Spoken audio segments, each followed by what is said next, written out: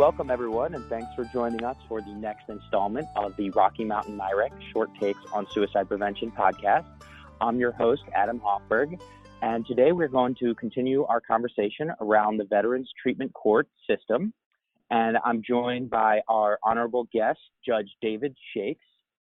And Judge Shakes, thanks for joining us. Well, thanks for your interest in the Veterans Court programs. Yeah, we're really excited to learn more about it and get an insider look with you today. So before we jump into Veterans Courts, let's learn a little bit about you and how you came into this role and why you're passionate about serving veterans. What really focused the need for these types of courts for me was the year that I spent in Iraq. I spent a year in Iraq, and I was able to see firsthand the experiences that our young soldiers and Marines, airmen and sailors are exposed to when they're in combat. I'd grown up as an Army brat, went to ROTC, spent 4 years on active duty at Fort Carson, so I had some idea about what military life was all about, but seeing it firsthand in Iraq really brought the issue to the forefront of my mind. When I came back and returned to my job as a judge, I was very interested in ensuring that those soldiers and Marines who had experienced making a hard transition back to life outside of a combat zone were treated well and treated fairly, not just for their benefit, but also to increase community safety. We know that most veterans come back from combat and return to their jobs and communities and do very well. But there's a percentage, maybe around 20% or so, that military experience causes them some mental health issue, post-traumatic stress being the most common. And of that group, there's a small sliver of veterans who find themselves in the criminal justice system for a reason related to their military service. So those are the folks that our court is really focused on, and those are the folks that I really look forward to helping manage their treatment and manage their process through the criminal justice system. Excellent. So important. And, you touched on a theme that we seem to keep coming up, this idea of transitions and the idea that sometimes transitioning back home from being in a war zone or being deployed can be really tough for veterans and service members. Could you say a little bit more about that? I can. First, from a historical perspective, it's important to note that these are predictable issues. From the Civil War, World War I, World War II, Korea, Vietnam, these are predictable issues. By that I mean a certain percentage of the number of people that we send to war are going to have experiences that cause them a mental health issue. As I said, frequently we see post-traumatic stress, but also depression, survivor's guilt, moral injury, military sexual trauma. All these things create challenges for them when they return to civilian life. And what we see then in the criminal justice system is substance abuse, drunk driving, assaults, weapons charges, drug charges, those kinds of things, much of which is related to the veterans' challenges that they have when they return. And keep in mind, the folks that were in Iraq or Afghanistan, if they were on a convoy, they went from point A to point B, and you didn't stop. You didn't stop for the dog that got in the road. Sometimes you didn't stop for the child that got in front of you. So we've exposed our soldiers and Marines to situations that really are horrific, and returning then to civilian life is a hard transition. We've got, for example, data that we've collected with regard to family relationships, and most of our veterans describe their family relationships as either excellent or very good prior to deployment, and the chart flips. Most describe their family relationship as not very good or terrible after their deployment. And what complicates things for this last series of long wars that we've been engaged in Iraq and Afghanistan, are the multiple deployments. So unlike perhaps, say, Vietnam, where you really didn't have that many people doing 3 and 4 tours, in these two long wars, we've had a lot of soldiers do multiple tours, and that multiplicity of tours increases the challenges that they might have with post-traumatic stress or all the other mental health issues that are related to a combat experience. Yeah, I really like how you have kind of explained how this is an issue that's been with us since we've been, sending soldiers to war, but at the same time has some really unique aspects to this current conflict. It's really helpful to see where this court is in that process of helping folks transition back.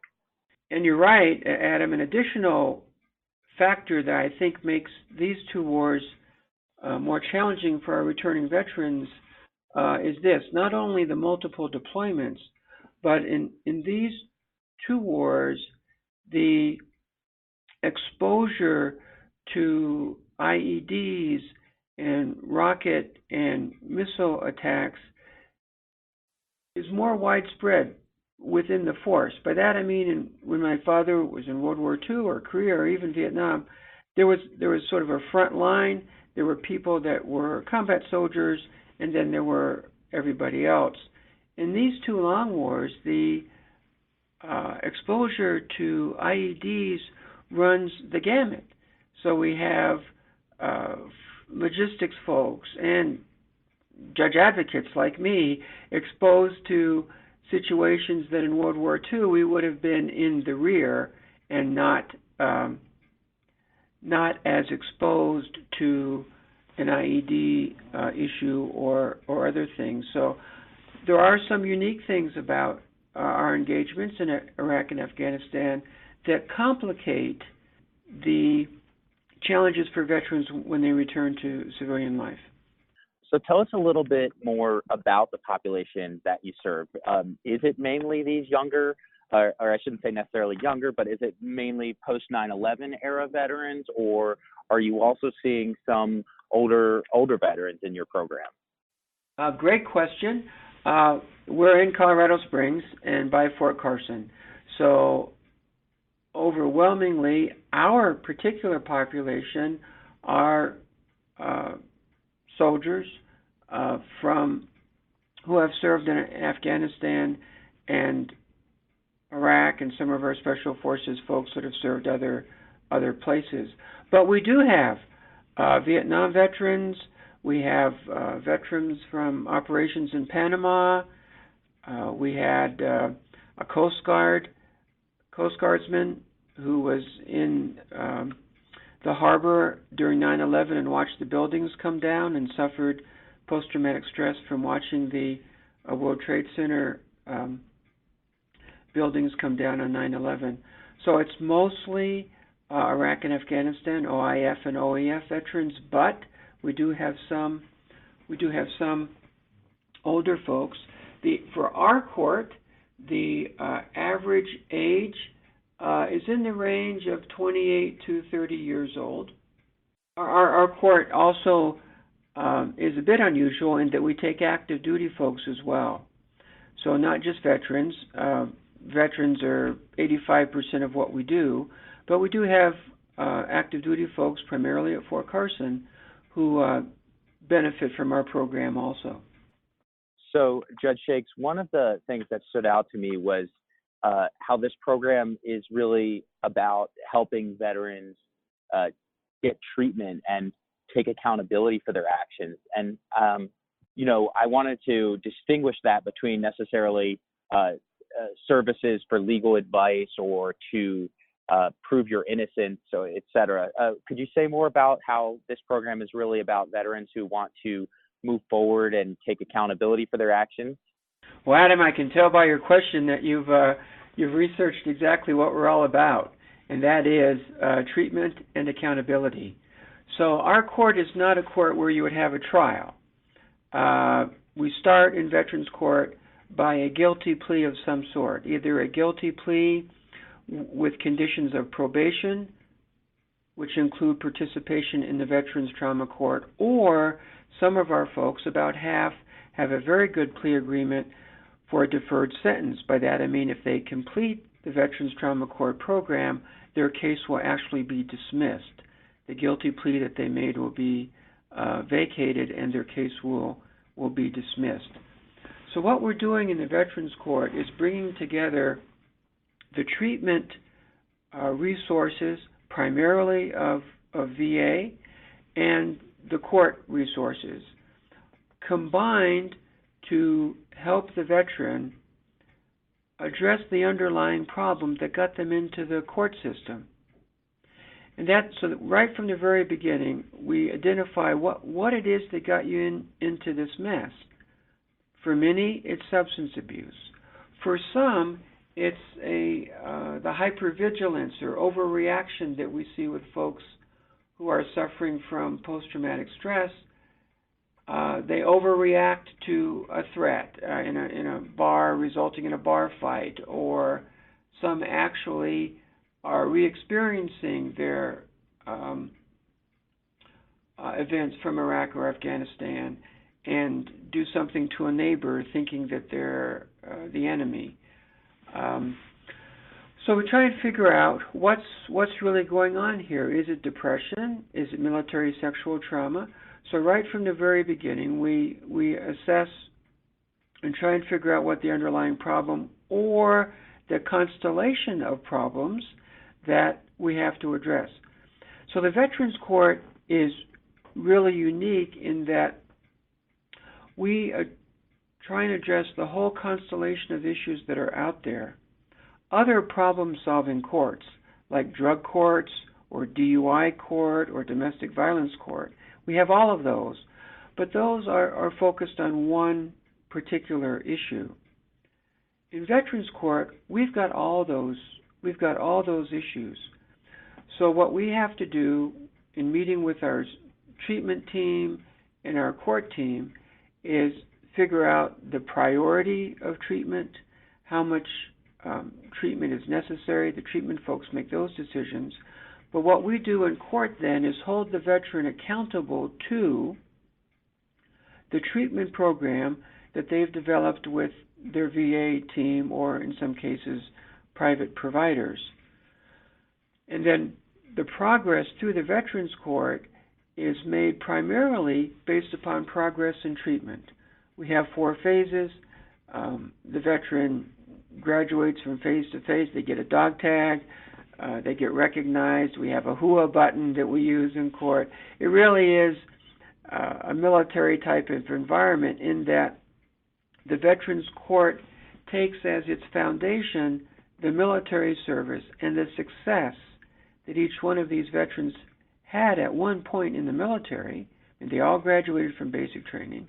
90% of our folks have served in combat. Those are successes that most people in our country don't have.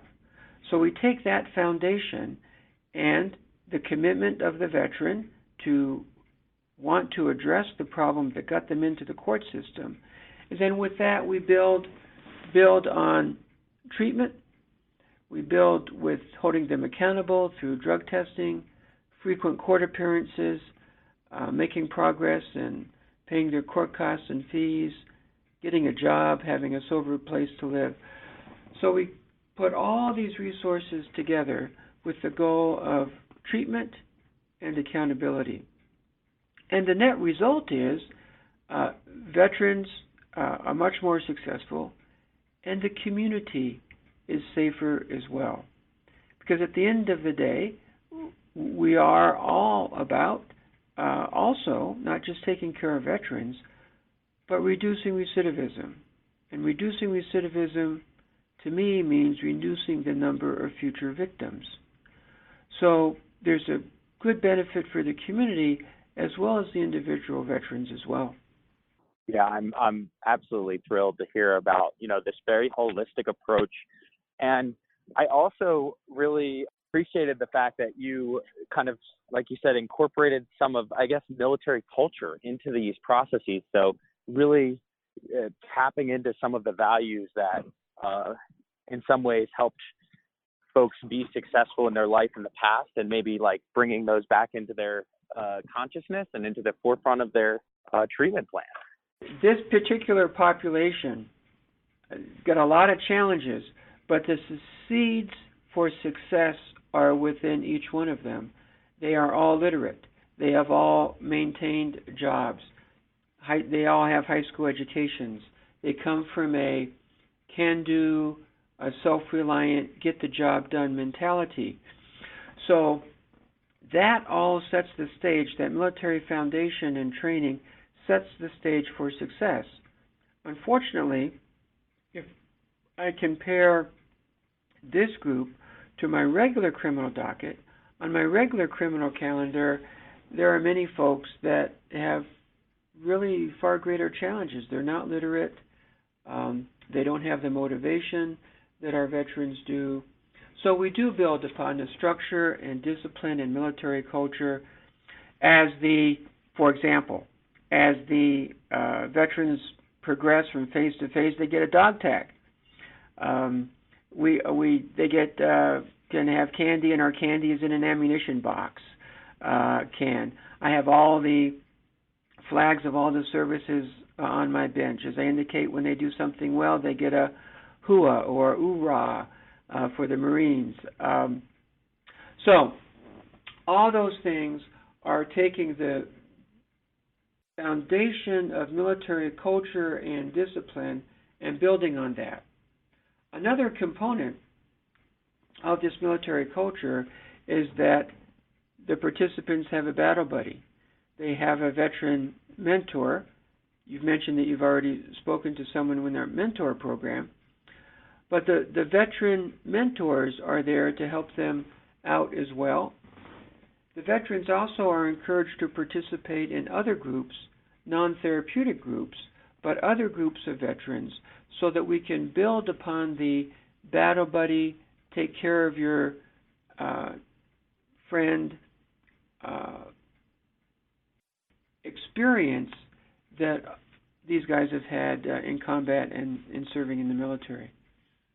Wonderful. So I wonder if, bringing all these pieces together, is there any story or anecdote that you could share that really exemplifies, this network, this community aspect, and just, obviously maintaining privacy and confidentiality, but anything that can really drive home your points of how this court can really be a huge change, a huge impact, and really change the trajectory of a veteran's life?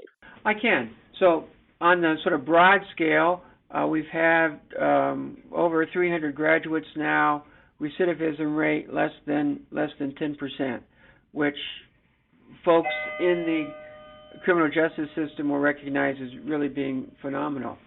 But I think two stories really exemplify the success that we've made. We had an Army veteran graduate, and at graduation, he said this to the group. He said, I just found out last week I'm a father of a 2-year-old.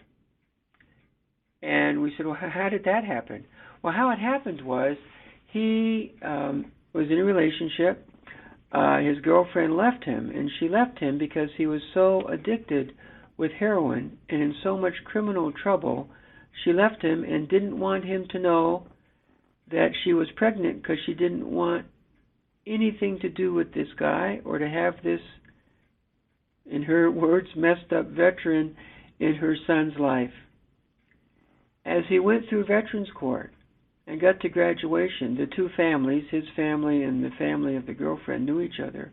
And once the girlfriend found out that he had turned his life around in Veterans Court, she welcomed him back into her life and his son's life. And so I even get chills just talking about it now. He found out and could then be a good father to his son. Second story I'd like to tell you about is amazing. We had a Army veteran who was a combat medic in Iraq and returned, had 3 tours as a combat medic, returned and was discharged for a medical issue. And we see this a lot, Adam, the loss of purpose. I mean, keep in mind, all the folks that we have volunteered for the Air Force or Army or Marine Corps, Navy during a time of war, so they knew the chances of serving in combat were really pretty high. Unfortunately, many of them don't have the careers in the military that they wanted to have. They got in trouble, they got injured, the military didn't need them anymore, is it downsized, whatever it is. So many of them have lost the purpose that they were seeking when they joined the military in the first place. And there's been much written about the loss of camaraderie and the loss of sense of purpose. But this is what happened to this young man. Came back and immediately, within 6 months, had 4 DUIs, 4 driving under the influence cases. Well, that's pretty significant. And in Colorado, that puts you in the felony level now. So he wanted to come to Veterans Court. He wanted to make a change in his life. And I took his guilty plea, set him up, and then he went downstairs to meet his probation officer. And his probation officer came upstairs and said, "Judge, this guy's intoxicated. He blew a .28. Now, a .28 is pretty significantly intoxicated. But this man was such an alcoholic, he could function, apparently, very well in court at a .28 when most of us would be in a drunken stupor on the floor. And the prognosis was not real great. But he worked through the program, completed his nursing degree at a local university, has been accepted in a major university in the Northwest to be a surgical assistant, and he's really turned his life around and has spoken at many events now and says without the structure of Veterans Court, without the court holding him accountable to his treatment, he'd be drunk someplace, if still alive. So those 2 stories, I think, really exemplify the change we can help the veterans make. They've got to be motivated. I mean, they've got to want to make a change in their life. If they want to make a change in their life, we are the right place to help them do that.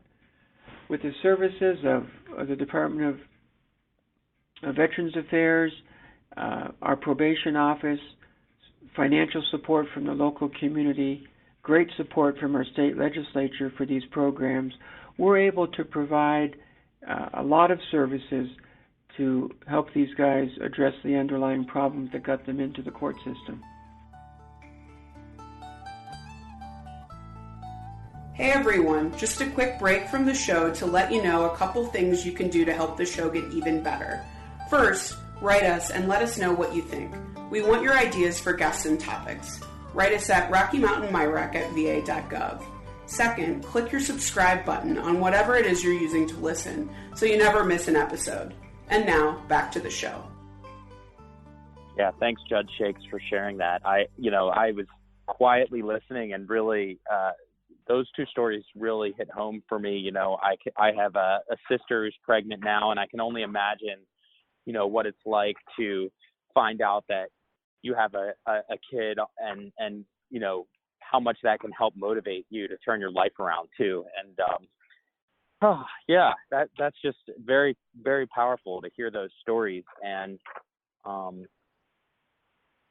also acknowledging that it's not easy. Like you said, the second case, he actually was still intoxicated during the sentence or during the court meeting, and I guess that helps me to see, just in some ways this may be the last chance. I mean, like you said, maybe they wouldn't survive. Maybe they'll be drunk, but maybe, our group works with suicide and suicide prevention, and we know that some of these folks are really at risk for self-directed violence. And I wonder if you could comment at all on that. Oh, Adam, that's a really tough area for us. We've got lots of successes. The overwhelming number of veterans that come into the program do well, turn their life around. But we've had suicides, we've had overdoses, we've had people die while they're in our program, and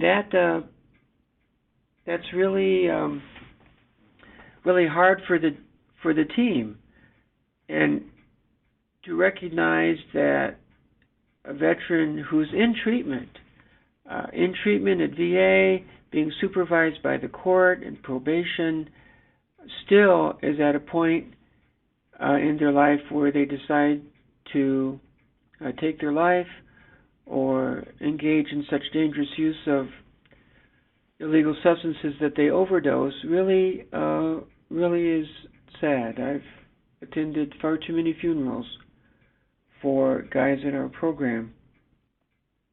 But it does cause us to maintain our focus that this isn't just nice social work that we're doing. We're dealing with people with real problems who can be dangerous to themselves, and they can be dangerous to others in the community.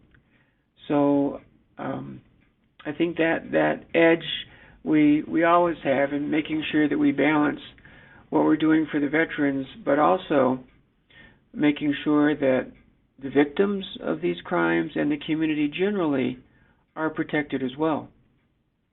The last thing we want to do is perpetuate the stereotype of the crazy veteran that's a danger to the community. That's exactly the stereotype that we want to stop. I am so glad you mentioned that, Judge Shakes, because that I feel like a lot of times with this podcast and with the stories and messages we try to share, we're really also trying to work past that. And of course, as you mentioned, there's some tragic stories. Not every case has a happy ending, but the idea here is that that is not the rule. That is the exception. And for most of these folks, giving them this extra chance to be successful, it seems to really make a difference. It really does. It really does. And we try and focus, as most of the problem-solving courts do, on the high-risk, high-need category of folks. Many veterans are on regular probation, can do very well on regular probation, do not need the intensive supervision that the Veterans Treatment Courts provide and require. So dealing with that high-risk, high-need group is challenging because there's just basic stuff. Where are you going to sleep tonight? Do you have food?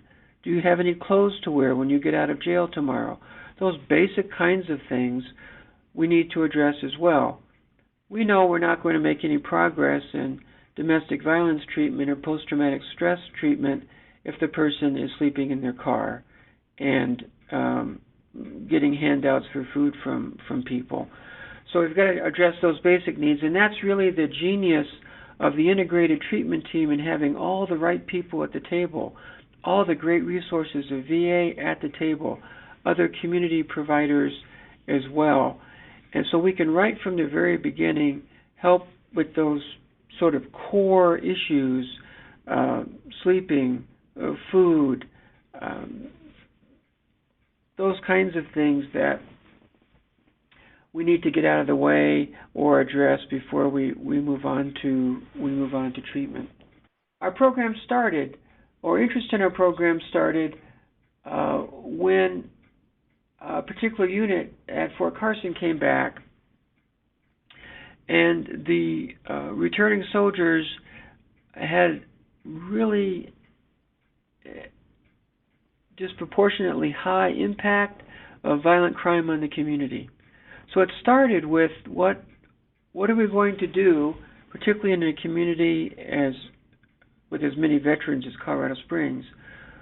What are we going to do to protect the community, but also help veterans and the active duty soldiers? So this combination of treatment, the therapeutic world, and the court system really is beneficial to the community, beneficial to the veterans, and as an added bonus, saves a lot of money. We by keeping people out of jail and out of prison, we've saved very conservative estimate, $600,000 a year.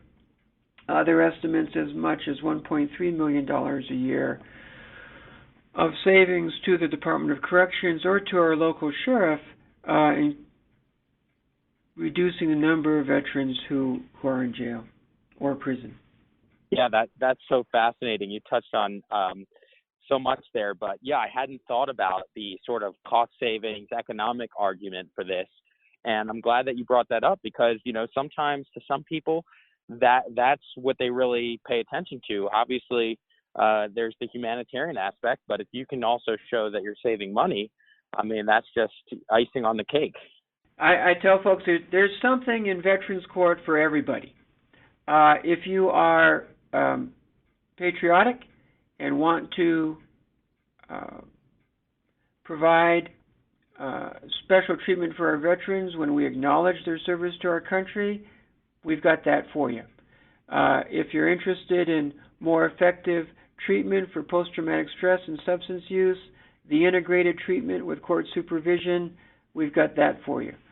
If you're interested in protecting the community and reducing recidivism, we've got that. And as we just talked about, if you're really interested in just saving money, we've got that for you as well. So there's something here for everybody. But what I do want to point out, though, is that our court is a treatment court. There's got to be some connection between your military service and the crime. It's not a status court. By that I mean you don't come to Veterans Court just because you're a veteran. Unfortunately, there are some veterans who are just criminals, and their criminality is not related to their military service. What we're focused on are those folks whose involvement in the criminal justice system is in some way related to the military service. So you don't come to Veterans Court just because you have the status of veteran. You come to our court because you have a treatment need that's related to military service. Now, by that, I don't mean proof that the crime that you committed was caused by your military service. I'm not saying that we have to have that direct of a connection. But if we've got a young Special Forces guy that's been deployed 6 times and has 4 or 5 DUIs, there's a pretty good case to be made that the military service is reflected in the alcoholism. So for people who don't believe in this movement of veterans courts, a criticism that they raise is that we are treating veterans differently than other defendants in the criminal justice system. And my answer to that criticism is we are if there's a connection between the military service and the crime that was committed. You don't come to us just because you happen to have served in the military. Okay, that's a very helpful distinction. And turning back to your point about how this is such a comprehensive approach, it checks all the boxes. I understand that the program in Colorado Springs, El Paso County, was selected as sort of a mentor program to help other areas develop a similar program in their community. Is that right? Your research is accurate. The Justice for Vets program, which is a program of the National Association for Drug Court Professionals, has selected us and 3 other courts around the country to be mentor courts. So as new courts around the country want to start in developing a veterans court, they come to one of the 4 mentor courts like us, and they spend a full day with us. We send them materials ahead of time, and then they spend a full day with us observing what we do, looking at our materials, asking us questions about how our program works, and then seeing it in action. And I think last year we probably had, I would say, a dozen programs from around the country come and spend time with us. So we were honored to be selected as a mentor court, and we've learned a lot too. As teams around the country come to us and ask us questions about why we're doing what we're doing, that's made us a better team as well. And I think we've contributed to the advancement of veterans courts around the country by being an example for many new courts developing across the country. Excellent. Yeah, I related to that, I was just wondering where you see sort of the future of veteran courts, and how this expansion might look in a few years as the system sort of comes online across the country, and also how are you addressing sort of the sustainability, or what are you all doing? You mentioned the cost savings, but I understand there's still got to be some funding mechanisms in place to sustain these types of programs. That is a good question and a good issue.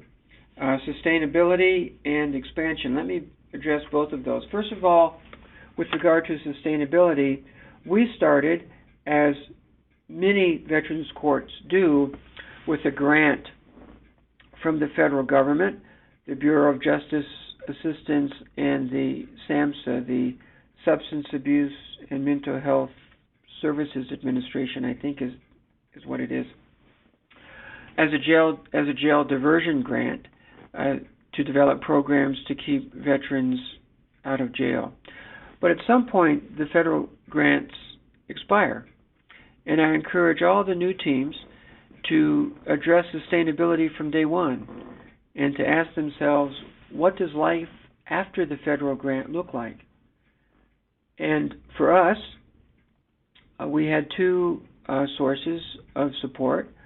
First, the El Pomar Foundation and the Anschutz Foundation provided us funds.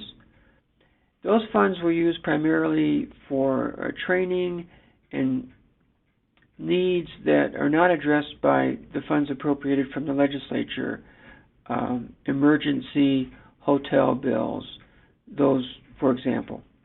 Then our legislature stepped up to fund not only the regular expenses of probation supervision, but also to fund the paid staff of our mentor program. So our mentor program has a few paid staff who supervise the volunteer mentors and provide mentoring services for our more difficult participants. And our legislature stepped up and did that.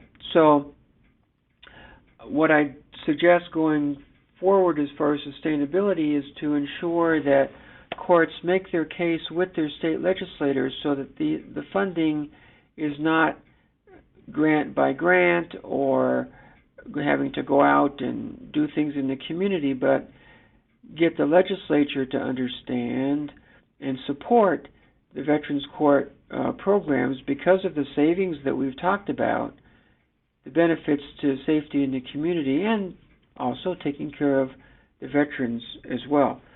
You can make that case, as we've talked about here today, to the legislatures, particularly in Colorado, and especially with the folks from El Paso County, where we have so many veterans. As far as the future, Adam, I think the future in veterans courts go along two lines of operation. The first is the expansion of the number of courts. The courts are not made for every community. Some communities just don't have enough veterans to sustain or justify the very intensive court resources that it takes to run the program. But identifying those communities where there is a critical mass of veterans in need is an ongoing process and expanding all the time. What I'd like to see is some way where we could use video conferencing or more modern technology to reach out veterans in the criminal justice system in communities that don't have a veterans court. For example, a veteran in the criminal justice system in Cortez or Craig, Colorado, or Alamosa is not going to have the benefit of a veterans court right now. And there may never be enough of a critical mass to establish a veterans court in those communities. But if there was some way we could project the good work that we're doing on the Front Range, Fort Collins, Denver, Colorado Springs, Pueblo, Boulder, out into across the rest of the state, that's how I would like to see the program expand. Secondly, the second line of operation for expansion is to take the good principles that we've learned now in Veterans Court and apply them to the regular criminal courts. By that I mean we see the benefit of an integrated treatment team. We see the benefit of very intensive court supervision of progress, the benefits of having incentives for good progress versus punishments. The courts are pretty good at punishments. We know how to punish people. But incentives and motivating people with incentives is relatively new to the court system. So taking the lessons learned from veterans courts and drug courts and mental health courts and applying those into the broader criminal justice system is really the vision that I'd like to see in the future. These principles of early assessment, figuring out what the underlying problem is, and coming up with the right treatment resources to address the underlying problem are principles that I think we could apply in our regular criminal calendars and see improved success as far as reducing recidivism, making our communities safer, and giving non-veteran defendants the opportunity to make the change in their life that our veterans can make through veterans courts. Thank you. That was really an epiphany for me.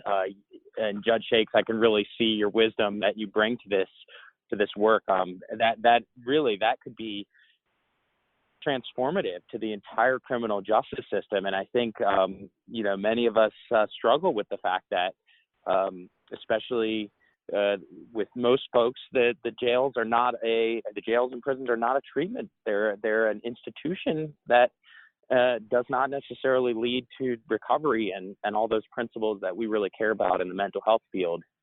So I'm really glad that you mentioned that. I think, Adam, I teach a class in problem-solving courts up at the law school at DU, and I said, someday, within my lifetime, students are going to come to me and ask me what it was like in the old days when every court wasn't a problem-solving court. Tell us what you thought you were doing back in those days, Judge, when you were sending drug addicts to jail or not addressing the mental health issues of the population that finds themselves in the criminal justice system. So I really do hope, Adam, that the lessons that we've learned in these problem-solving courts, veterans courts and drug courts in particular, will expand out. And I can see it in my own practice as a judge. Thursdays I do veterans court, and Fridays I do a regular criminal docket.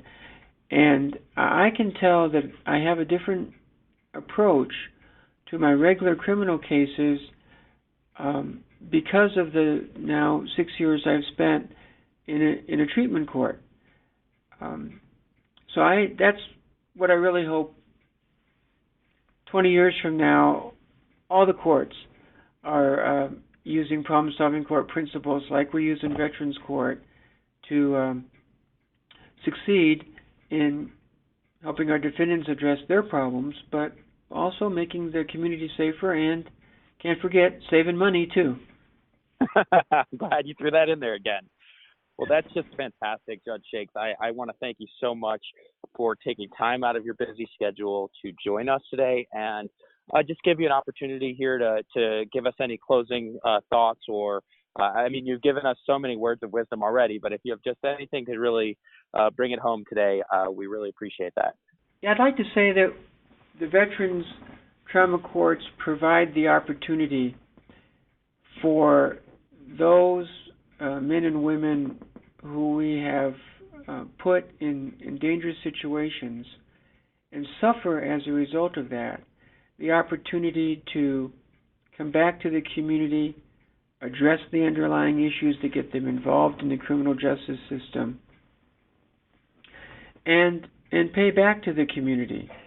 The net result of all of this is savings to the community, veterans who have addressed, as they frequently call, the demons that plague them, and making victims safer and communities safer. So there's something in here for everybody. We couldn't do this without the great continuum of care that VA provides to our folks. Other judges are envious that I have, and our court has access to the residential treatment programs, partial hospitalization programs, all the wonderful resources that VA can offer the folks to assist them in accomplishing their goal of turning their life around. Excellent. All right, folks. Well, that's going to do it for today, and we really appreciate you all for tuning in. We, of course, welcome any questions, comments, feedback, reactions to Judge Shakes today, and you can reach out to us. We'll also put some links with the notes on the podcast so you can learn more about the Veteran Treatment Courts. And until next time, join us for more interviews on important work in veterans' mental health, resilience, and suicide prevention. Thanks for joining us today on the Short Takes on Suicide Prevention podcast. The podcast is made possible by the generous support of the Rocky Mountain MIREC for veteran suicide prevention out of the Rocky Mountain Regional VA Medical Center in Colorado. Be sure to visit our website at www.mirec.va.gov/visit19. While you're at it, if you found value in this episode, head over to your favorite podcasting app to subscribe and give us a rating. And spread the word. Tell a friend about the show. Be sure to tune in every other Tuesday for new episodes.